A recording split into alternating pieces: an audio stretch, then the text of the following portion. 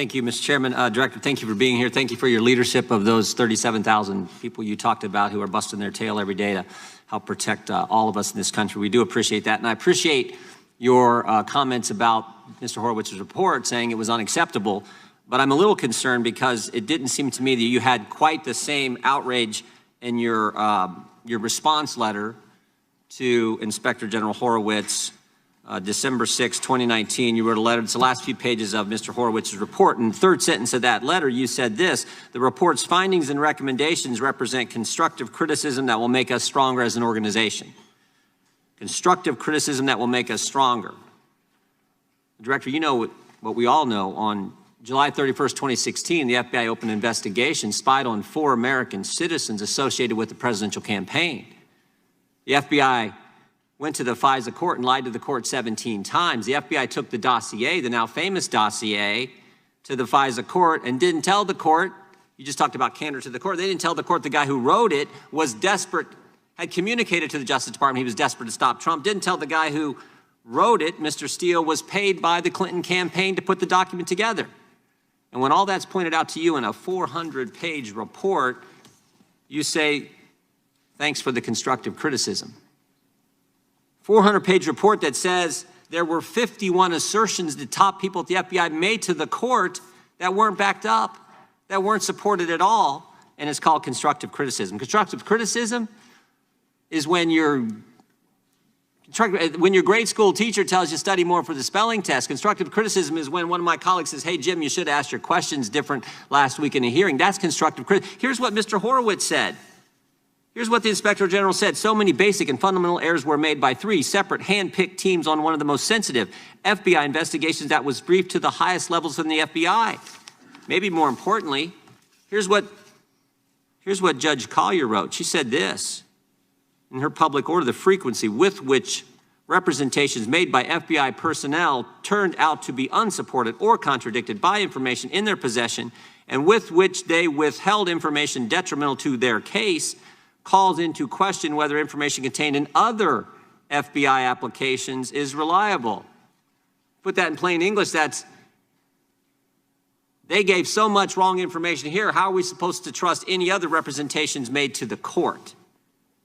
Even Jim Comey on December 17th said something I never thought I'd hear Jim Comey say. He said, I was wrong. We were overconfident.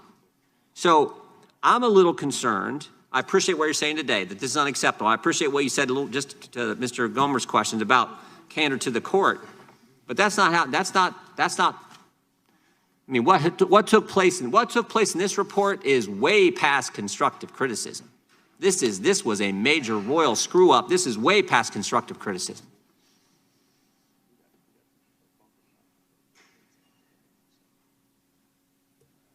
I'm sorry, is there a question? There is.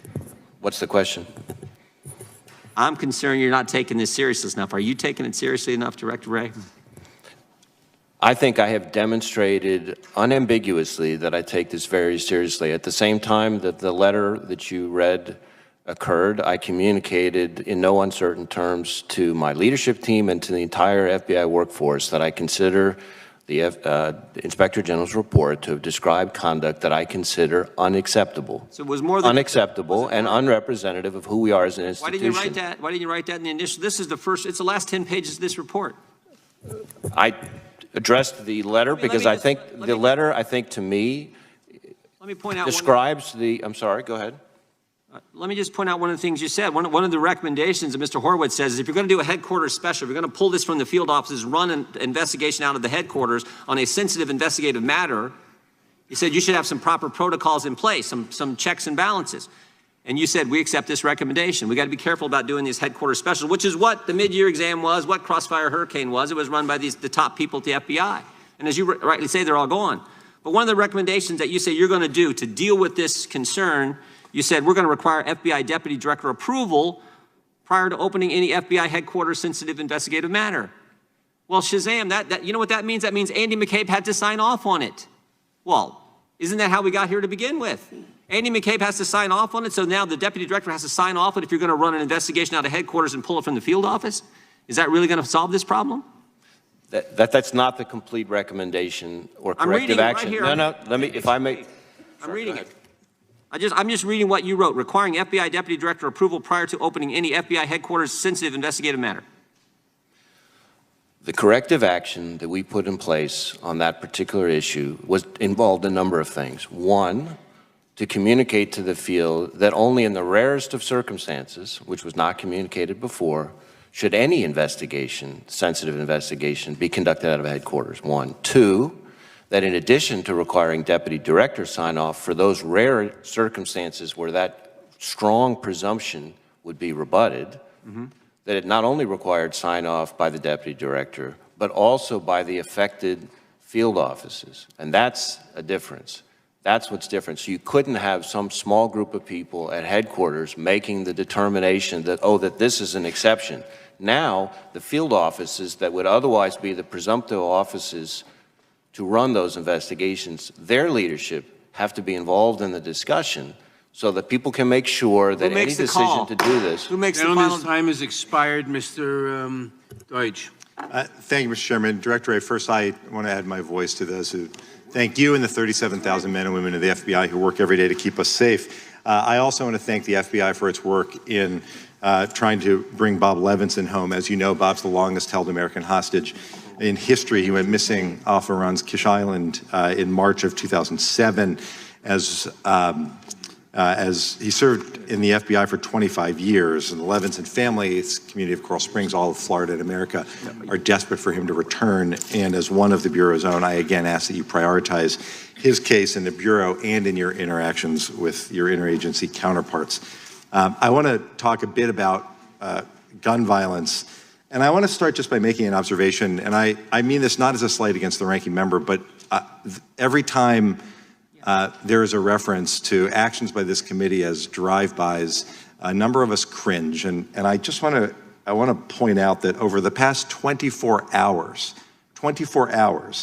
there were drive-by shootings in Connecticut, Texas, Michigan, Illinois, Washington, Nebraska, Florida, and Wisconsin. We're very sensitive. I'm glad you're here to be able to talk about the issue of gun violence. In your testimony, you said the FBI is most concerned about lone offender attacks, primarily shootings, as they've served as the dominant lethal mode for domestic violent extremist attacks.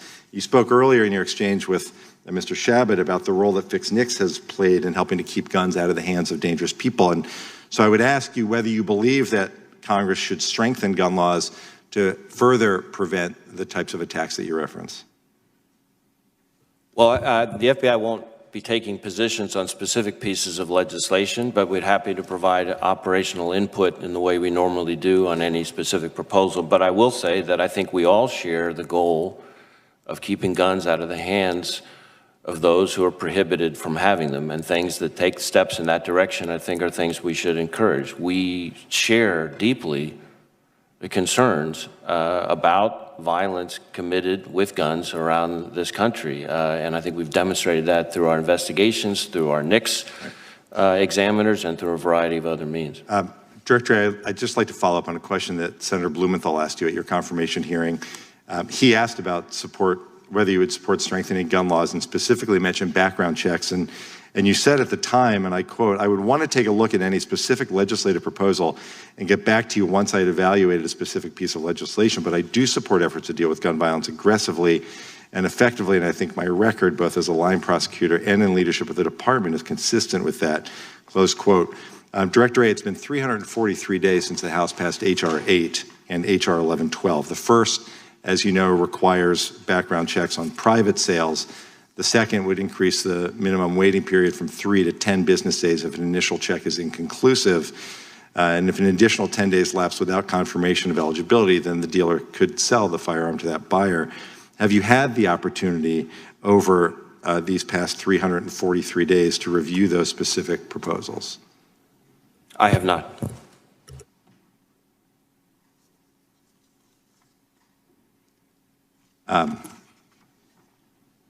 I'll be honest, that's the answer I expected, and yet it's shocking.